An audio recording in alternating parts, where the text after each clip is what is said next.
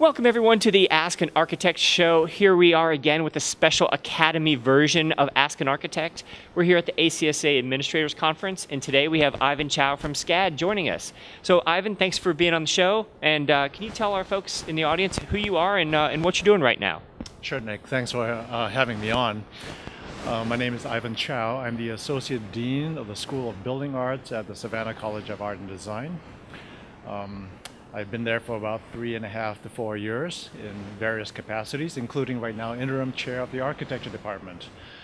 I come from a varied background. My career has been not necessarily pre-planned, fallen into different opportunities. I began practicing as an architect in the 80s, had my own firm, joined some partnerships, worked at Skidmore, Wellington, Merrill. And then an opportunity came up in the 90s where I ended up being the managing director of a real estate investment firm in Boston, where at the height of the economic boom, I managed about a $400 million portfolio of office properties, representing about $100 million in equity. So I like to tell my students and people who ask that there's actually three sides of the coin.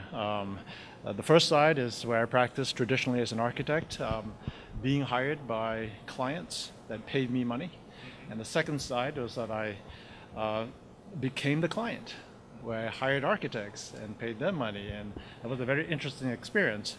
And now I call this part of my career, hopefully the last phase of my career, the rim of the coin, where I get to observe and hopefully guide students in seeing both sides of both very important sides of the coin. Interesting. I've never heard that analogy before, but I'm definitely going to steal that for the future. So Ivan, I like how you started, because you said that your path wasn't pre-planned, that all of this wasn't mapped out before, and you touched a little bit on the various points along the way. But let's go back to the beginning and talk about your time in traditional practice. What did you learn from traditional practice that you think maybe students really should know before they get out there and get into it? What's your big takeaway from practice? Well, I'm sort of an old guy, so you can't take my answers as being a paradigm for what you should do. What I did learn that I think is somewhat universal is that that the world that you will end up working in is probably different from what you think it is right now. As it was in the 80s and 90s and the 2000s, our profession has evolved rapidly and continues to do so.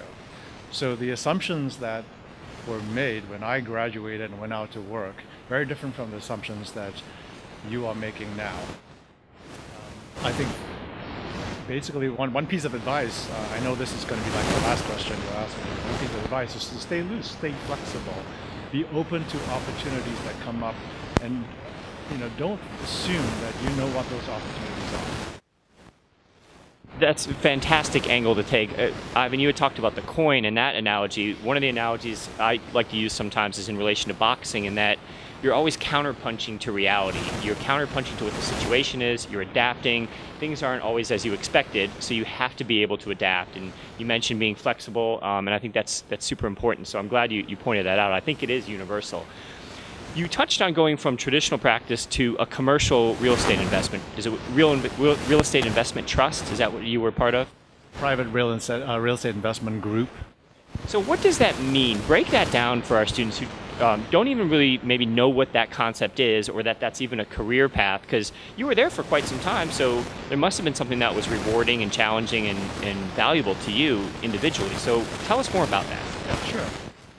Again, not knowing about real estate investment prior to getting into it, it took probably about 3 or 4 years to get some traction, to understand what that career path was going to be like. I think the first lesson I learned was that you need to people follow the money. Okay, so one component, one aspect of real estate development, of real estate management, is that there's a lot more money in it.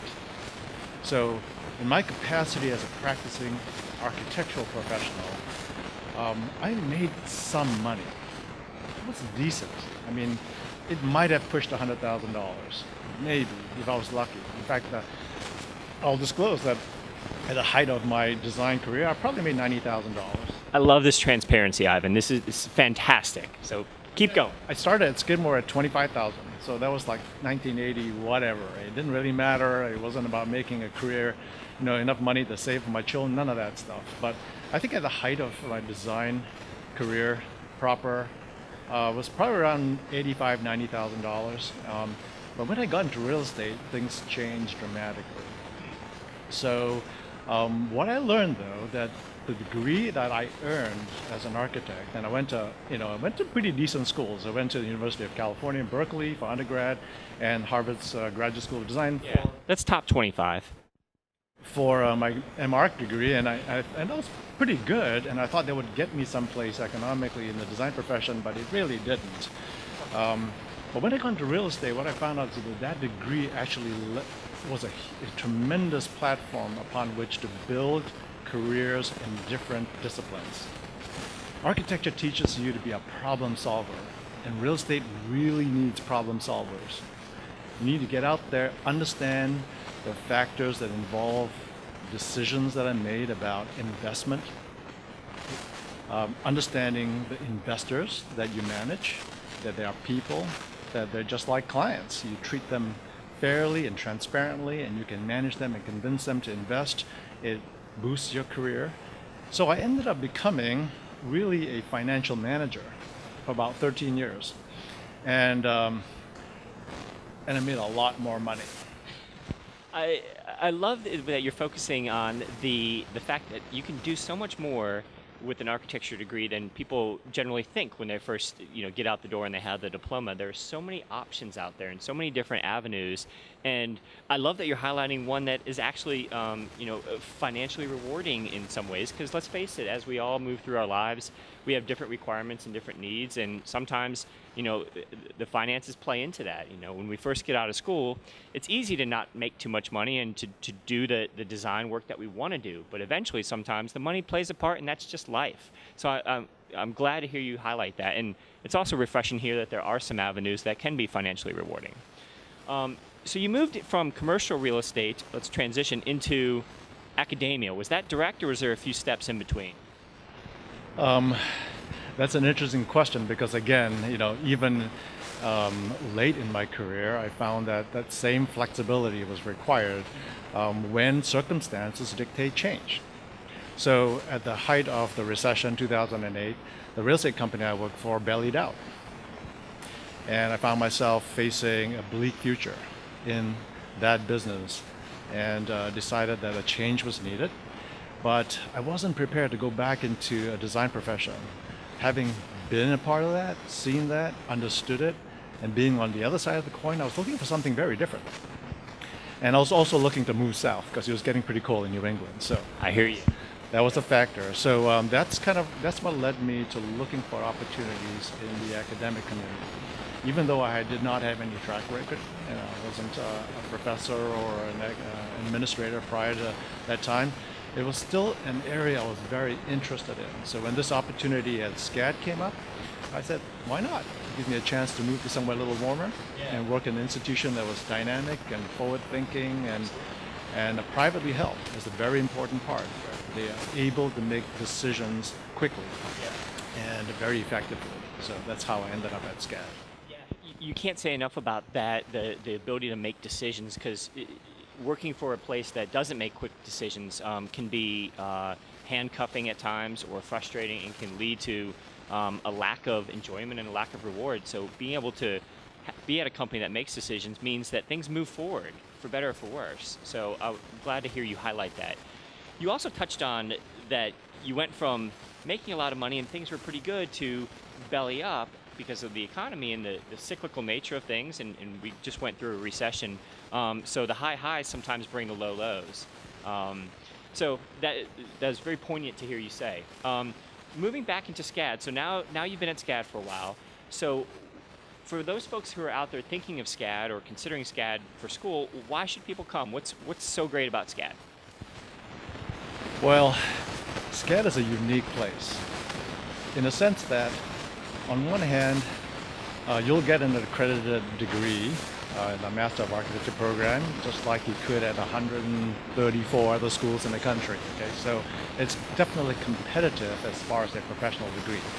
What SCAD, I think I would identify two areas in which sets SCAD apart as being unique. One area is that students studying at SCAD become completely surrounded and fused in art. This is something that I think is unusual. I've been to a lot of schools.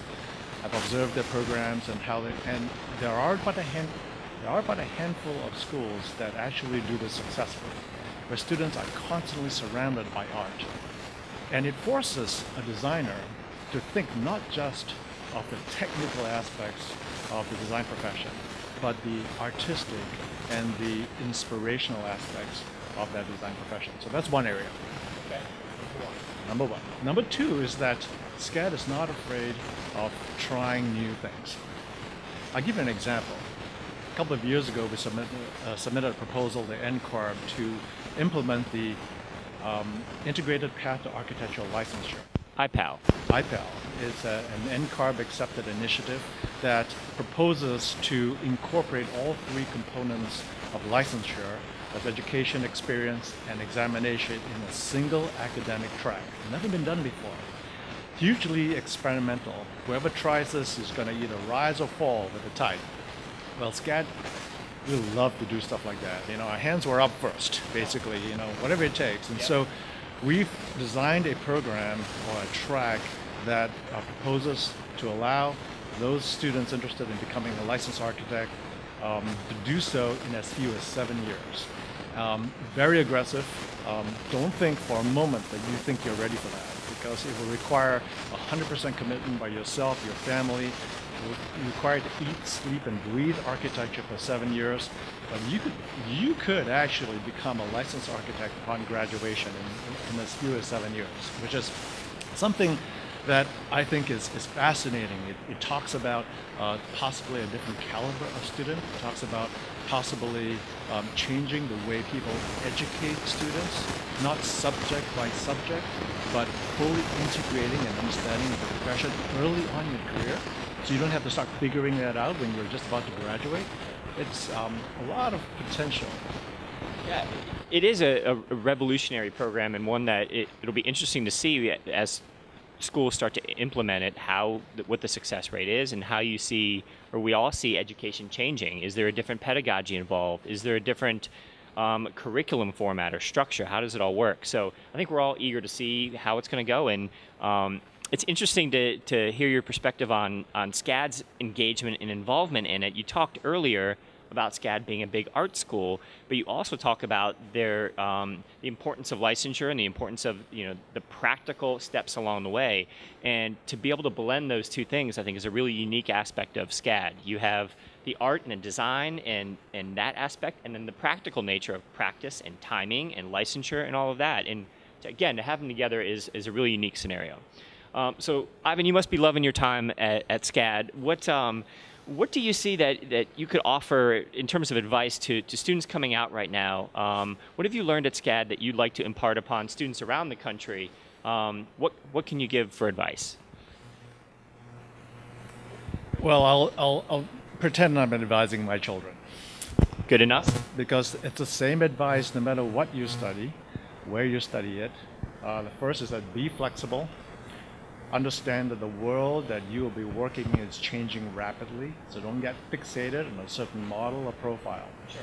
Number two, and this is really important, minimize your debt. You're going to have a pile of money that you owe coming out of school. Don't keep up on that, because the lower your debt is, the more flexible you actually will be moving around within the profession, making the necessary changes, working for different types of companies. Fantastic. Try to see if you fit. I think that's probably the biggest piece of advice. Find places that you can work at where you fit. It's not just about the money, it's not just about the types of projects you're working on, but it's about where you can excel as a designer, as a professional. So flexibility, finance, and fit. Perfect, you did it. I think, well, yeah. Put a bow on it, Natalie. I think we're done. Ivan, thanks so much for being on the show today. It was a pleasure. I really loved all the different topics we talked about. I think we hit a lot of different things and kind of covered the spectrum. Best of luck at SCAD, and thanks to all of you for watching the show. We'll see you next time.